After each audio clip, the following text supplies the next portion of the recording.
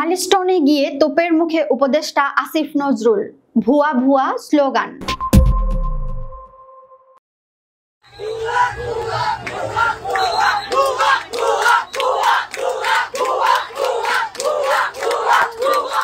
রাজধানীর উত্তরায় milestone school and কলেজে গিয়ে তোপের মুখে পড়েছেন আইন উপদেষ্টা ডক্টর আসিফ নজরুল। মঙ্গলবার সকালে সেখানে পরিদর্শনে গিয়ে তোপের মুখে পড়েন তিনি। এই সময় শিক্ষার্থীদের ভুয়া ভুয়া স্লোগান দিতে দেখা যায়। মঙ্গলবার সকাল 10:30টার দিকে কলেজের দুর্ঘটনা কবলিত হায়দার আলী ভবন পরিদর্শন শেষে বের হওয়ার সময় তার পথ রোধ করেন শিক্ষার্থীরা। তাকে লক্ষ্য করে শিক্ষার্থীরা ভুয়া ভুয়া স্লোগান দিতে থাকেন। পরে আইন উপদেষ্টা মাইলস্টোনের ভবন 5-এ যান, সেখানে বৈঠক করেন আর শিক্ষার্থীরা বাইরে বিক্ষোভ করেন বলে জানা গেছে। উত্তরার বিমান বাহিনীর প্রশিক্ষণ বিমান বিধ্বস্তের ঘটনায় এখন পর্যন্ত মৃত্যু বেড়ে দাঁড়িয়েছে 27 জনে। তাদের মধ্যে 25 জনই শিশু, যাদের বয়স 12 বছরের নিচে।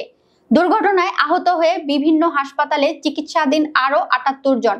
তাদের মধ্যে 5 জনের অবস্থা আশঙ্কাজনক বলে জানা গেছে। সোমবার দুপুর 1:18 দিকে মাইলস্টোন স্কুল ও কলেজের একটি ভবনে বিমানটি আছড়ে পড়ার সঙ্গে সঙ্গে এতে আগুন ধরে যায়। বিমানে ছিলেন ফ্লাইট লেফটেন্যান্ট তৌকির সহ আরো একজন। দুর্ঘটনার খবর পেয়ে সেনাবাহিনী ও বিজিবি সহ ফায়ার সার্ভিসের 10টি ইউনিট ঘটনাস্থলে উদ্ধার কাজ চালায়। ঘটনার দিন স্বরাষ্ট্র উপদেষ্টা অবসরপ্রাপ্ত লেফটেন্যান্ট জেনারেল জাহাঙ্গীর আলম চৌধুরী ছাড়াও সেনাবাহিনী ও র্যাবের ডিজি ঘটনাস্থলে পরিদর্শন করেছেন। সেই সঙ্গে ভয়াবহ এই দুর্ঘটনার গভীর শোক প্রকাশ করেছেন অন্তর্বর্তী সরকারের প্রধান উপদেষ্টা অধ্যাপক ডক্টর মোহাম্মদ ইউনূস। আজ মঙ্গলবার রাষ্ট্রীয় শোক পালন করা হচ্ছে। এদিকে প্রত্যক্ষদর্শী ও শিক্ষার্থীদের মুখে বাংলাদেশ বিমান বাহিনী F-7 BJI মডেলের ওই প্রশিক্ষণ বিমানটি বিধ্বস্তের ভয়াবহতার কথা উঠে এসেছে। বিমানটি যে ভবনে বিধ্বস্ত হয় সেই ভবনে প্রাথমিকের শিক্ষার্থীদের ক্লাস চলছিল।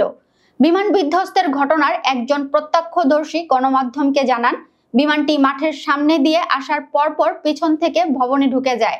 আমরা পাশেই কাজ করছিলাম, আওয়াজ শুনে দৌড়ে এসে দেখি আগুন জ্বলছে। ওই সময় ভেতরে থাকা শিক্ষার্থীদের অনেকে জানলা দিয়ে বের হয়ে আসার চেষ্টা করেছিল, আবার কেউ কেউ দরজা দিয়ে বের হওয়ার চেষ্টা করে, তবে আগুনের কারণে অনেকে বের হতে পারেনি। এদিকে মাইলস্টোন স্কুল ও কলেজের এক শিক্ষার্থী বলেন, প্রাইমারি সেকশনের ভবনে বিমানটি বিধ্বস্ত হয়েছে। বিস্ফোরণ হওয়ার সঙ্গে সঙ্গে আশেপাশের সাইটগুলো জ্বলে গেছে।